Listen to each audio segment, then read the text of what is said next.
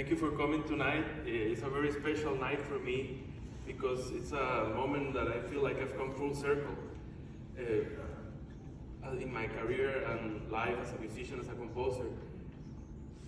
This is the first orchestra in which I ever played in public. I was in that very same piano. I was sitting way in the back in a performance of a Shostakovich jazz suite, and I'm sure that I didn't play a single note right. But I was a latecomer to music. When I moved to America at age 17 with my family, I knew I wanted to be a composer, but I thought I had no talent. I just had like a year and a half of piano lessons every Saturday that I barely advanced past Off Goes the Whistle. But I was accepted at Hofstra on a scholarship because I had good grades, not because I was a good musician or anything. I was barely a musician. And somebody at Hofstra believed in my potential, and then when I arrived here, I was an undecided major. I started taking piano lessons here, and somehow I entered the music department through the side door. I didn't have to audition. But it was the best thing that happened to me, that I landed here by divine providence, because I think that had I been anywhere else, I would have probably not tried to become a composer. I would have done something else. But here I was with the right people and the right faculty and the right level of support that enabled me to develop and learn. So by the time I made it to, I declared music only in my second year. And then on the third year, I won the most improved music major award, which I used to call it the You Used to Be Terrible award. But that was like the first award I ever won, and it further solidified like my decision to become a composer, which is usually a very foolish decision in life. You have to like be sure that that's what you want to do. Well, long story short, I graduated in 2009, and I am still a composer. So whatever I learned here, I guess it worked, because I ended up going to pursue a master's degree at NYU.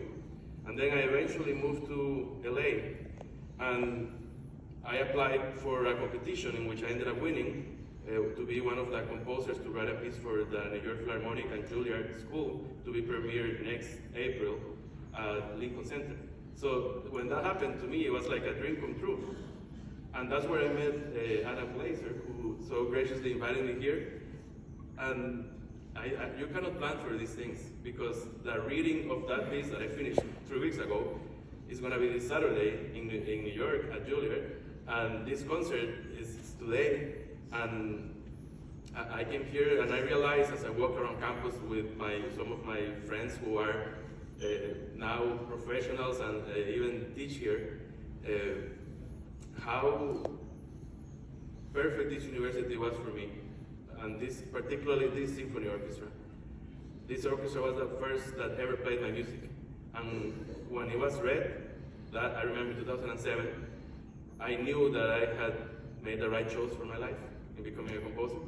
And I hope that my story somehow inspires anybody here to have the confidence that they're doing the right thing by practicing and playing the instruments.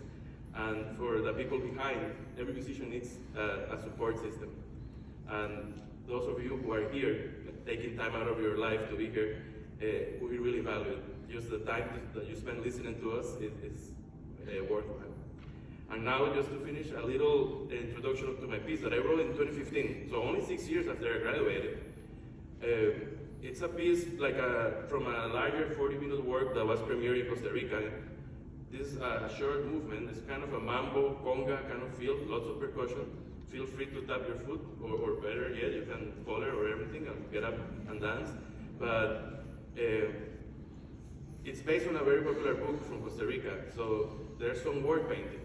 You will be able to probably hear in the opening trumpets the sort of the cock-a-doodle-doo of the rooster that wakes everybody in the morning. The strings are going to be playing ostinatos, repetitive notes. That is the excitement of a city, a port city. This takes place in the Caribbean coast in Costa Rica. A ship is coming to the port. You're going to hear the ship roll in the low brass with the trombone and the bass trombones, just the sound. And the rest, you can use your imagination of the feeling of joyfulness that happens in a port when somebody arrives. So that's what I wanted to communicate. And thank you for you guys playing my piece with so much gusto. And thank you for being here tonight. And thank you for